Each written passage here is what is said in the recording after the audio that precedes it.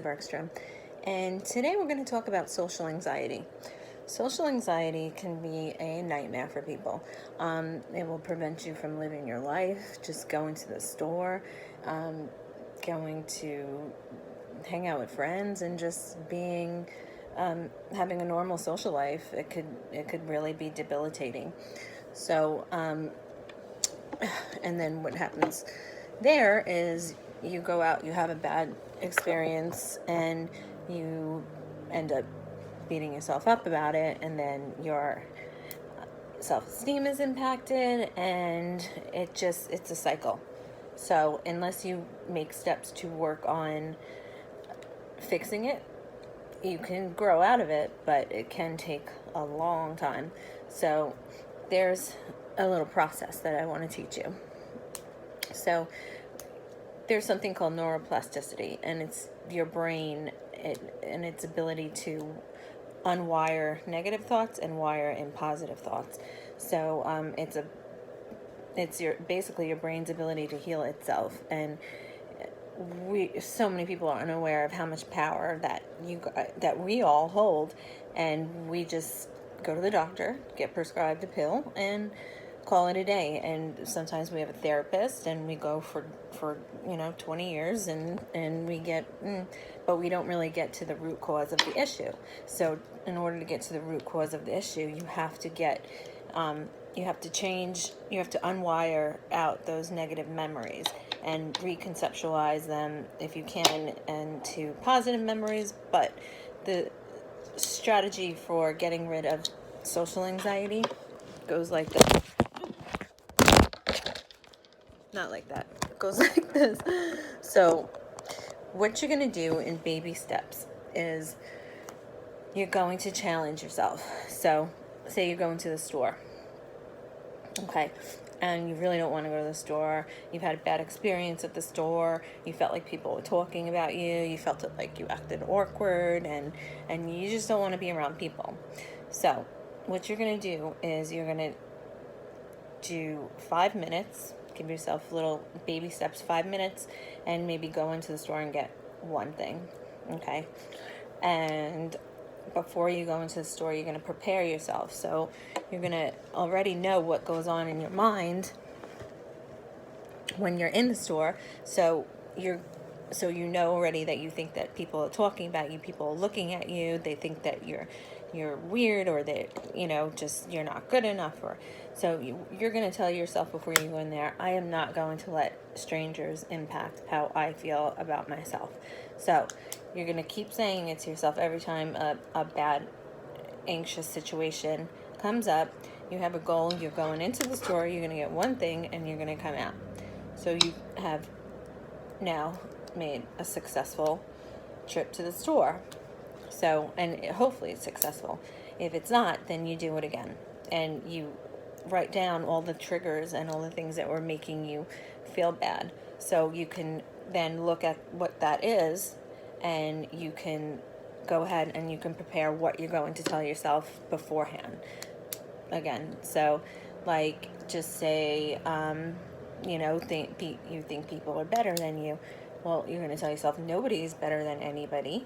Okay, that is false, and you're going to just give yourself, positive messages to say.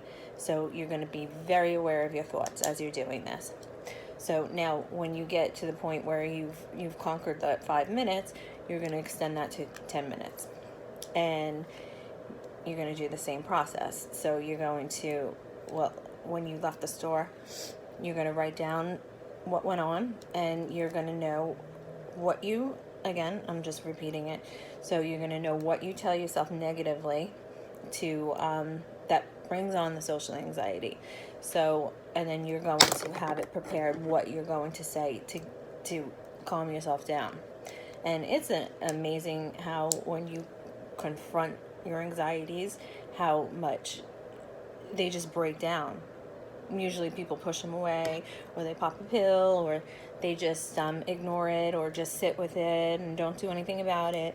But when you confront it and you work with it, and you constantly, you have a conversation with yourself, and there's nothing weird about that. our brains are actually developed so that we can have a conversation with ourselves. It's and we're supposed to be having a conversation about ourselves. It's called introspection, and it's also called mindfulness. But you can even use this for parties. So you're going to a party, and give yourself, allow yourself to only stay at that party for 5 minutes. I know a lot of times people kick themselves in the butt, like, oh my God, I'm such a loser. I only can stay for 5 minutes because of my anxiety. Well, allow yourself for 5 minutes, and you already say, hey, I just wanted to stop by, and but I have something to do. And before the party, you're going to prepare, like, is it a graduation party? So you're going to be like, you're going to have questions prepared for people, like, where are you going for graduation? And the preparation is key. So is it a baby shower? So you're going to talk about babies. So have some questions planned out. So when you learn to conquer that 5 minutes, then you're going to extend it to 10 minutes. Then once you are able to conquer that, then you extend it, and so on. And what this is, it's replacing the negative bad memories in your mind and replacing them with positive ones. And eventually, after doing this so many times, you now have only positive memories and thoughts. So and that's how you get rid of social anxiety.